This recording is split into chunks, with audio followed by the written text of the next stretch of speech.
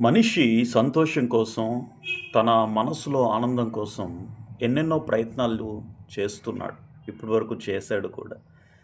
పర్యాటక ప్రదేశాలు సందర్శిస్తున్నాడు, టీవీలు చూస్తున్నాడు, సెల్ ఫోన్లు చూస్తున్నాడు, రకరకాల ఫ్రెండ్స్‌ని కలుస్తున్నాడు, బంధువుల్ని కలుస్తున్నాడు.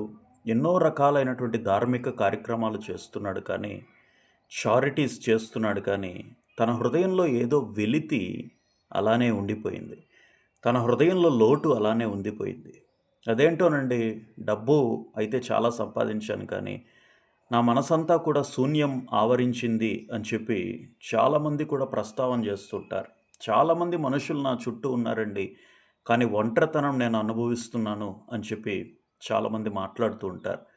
కానీ ఈ క్రిస్మస్ సందర్భంగా అసలు సిసలైనటువంటి ఆనందాన్ని నీవు పొందుకోవాలి అని చెప్పి దేవుడు ఆశిస్తున్నాడు, కోరుకుంటూ ఉన్నాడు. ఈ క్రిస్మస్ నీకు సమాధానాన్ని అందించాలి అని చెప్పి క్రీస్తు ప్రభువు వారి యొక్క జన్మ ద్వారా నీ జీవితంలో అసలు సిసలైనటువంటి ట్రూ హ్యాపీనెస్ అనుభవించాలి అని చెప్పి దేవుడు ఆశిస్తున్నాడు. సర్వోన్నతమైన స్థలములలో దేవునికి మహిమయు, ఆయనకిష్టులైన మనుషులకు భూమి మీద సమాధానము అని చెప్పి ఆ రోజున గొర్రెల కాపరుల దగ్గర దేవదూత పలికిన రీతిగా దేవునికి ఇష్టులైనటువంటి వ్యక్తులు ఈ లోకంలో ఉన్నటువంటి వ్యక్తులకి భూమి మీద సమాధానం కలుగుతుంది అని చెప్పి స్పష్టంగా లేఖనాల్లో వ్రాయబడింది. అనగా ఈ లోకంలో అసలు సిసలైనటువంటి సంతోషం ఎవరికి దక్కుతుంది?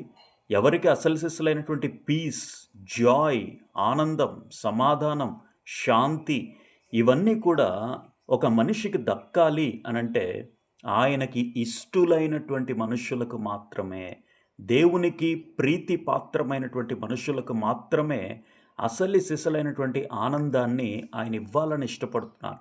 దేవునికి ఇష్టమైనటువంటి వ్యక్తులు ఎవరండి అనంటే ఆయనకి చిత్తానుసారంగా నడుచుకునేటువంటి వారు, ఆయనకి ఇష్టమైనటువంటి వ్యక్తులుగా ఆయన యొక్క మార్గాలలో నడిచేటువంటి వ్యక్తులకి దేవుడు శాంతిని అనుగ్రహించడానికి ఇష్టపడుతున్నాడు.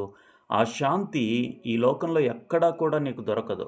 ఎక్కడా కూడా అమ్యూజ్మెంట్ పార్క్స్లో ఎక్కడా కూడా దొరకనటువంటి అసలు సిసలైనటువంటి శాంతి, సమాధానమును ఈ క్రిస్మస్ 2025 సందర్భంగా దేవుడు నీకు ఇవ్వాలని ఇష్టపడుతున్నాడు. మనం చేయాల్సిందల్లా ఆయనకి ఇష్టంగా జీవించడమే. Thank you.